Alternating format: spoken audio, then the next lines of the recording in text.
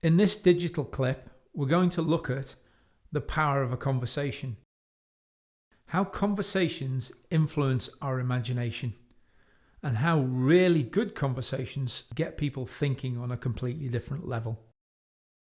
Now, on previous sessions, we looked at the quality of our communication with body language, tonality, and words.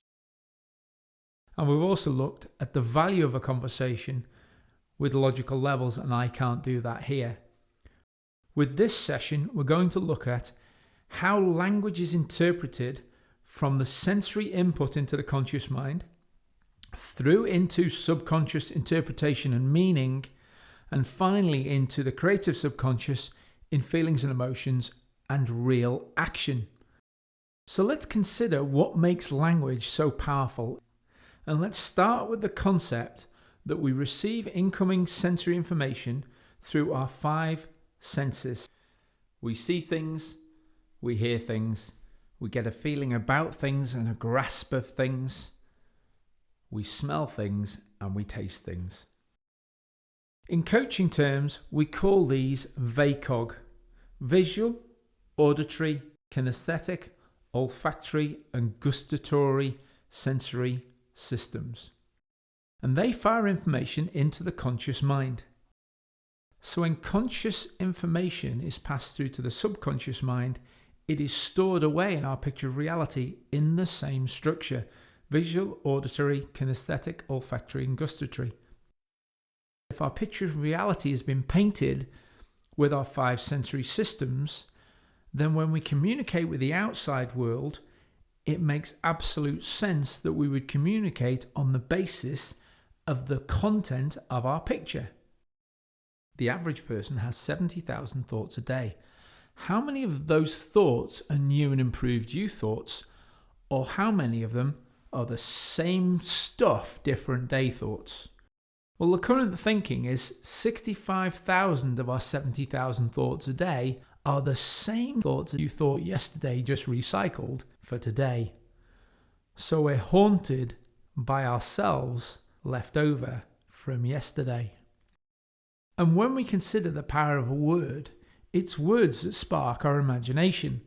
And our imagination, as we've previously discussed, has as big a take on our picture reality as ever a real event does.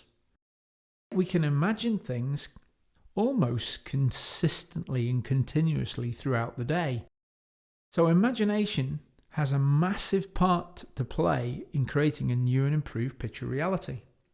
So when we think about the power of imagination and its take on our subconscious mind, it's interesting to notice that words on their own have a very limited impact on our picture reality. Whereas words only have approximately a 3% take on our picture reality, pictures can have up to a 15% take on our picture reality. Feelings and emotions, or our kinesthetics, are guessed to have around a 90% take on our picture reality. And what's interesting about feelings and emotions is they are an absolute byproduct of our consistent imagination.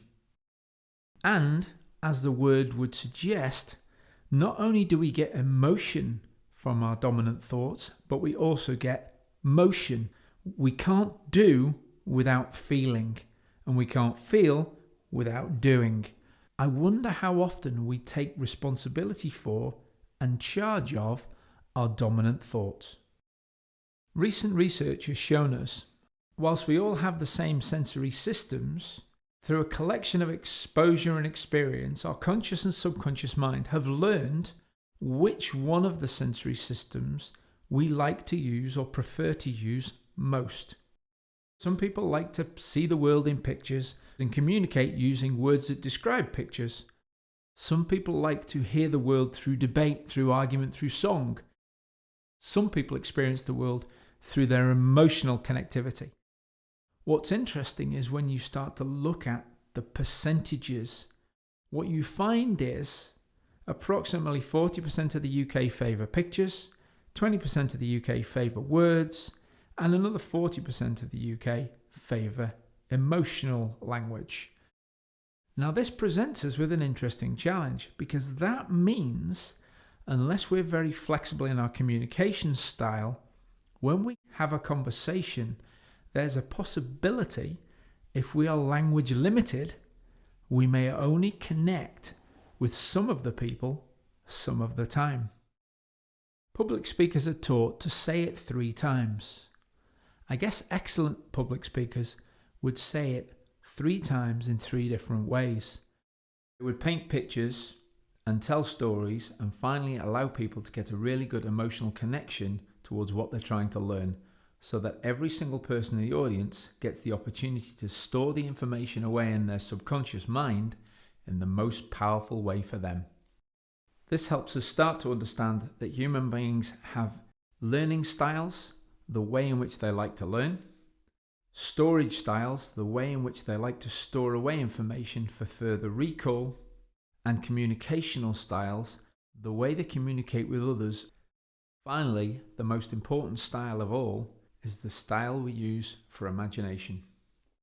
Thinking about whether we use words, pictures, or feelings, or a blend of all 3, has a massive take on our picture reality and therefore creates the new and improved you.